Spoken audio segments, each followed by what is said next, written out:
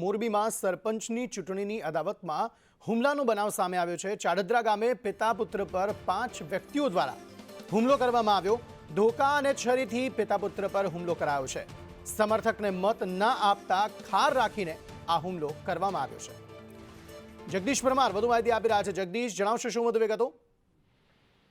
અંકિત, ચોક્કસથી વાત કરવામાં આવે તો હળવદ તાલુકાના ચાડદ્રા ગામમાં આમ તો સરપંચની ચૂંટણી હજી એનો ખાસ સમય ન હોય તેવો બનાવ સામે આવ્યો છે। આમ તો જે પ્રકારે વાત કરવામાં આવે તો ચાડદ્રા ગામે આમ તો નાનું એવું જ ગામ છે, 300ની આસપાસ મતદારો છે, પરંતુ આ ગામમાં ચૂંટણીનો ખાર હજી પણ જોવા મળી રહ્યો છે।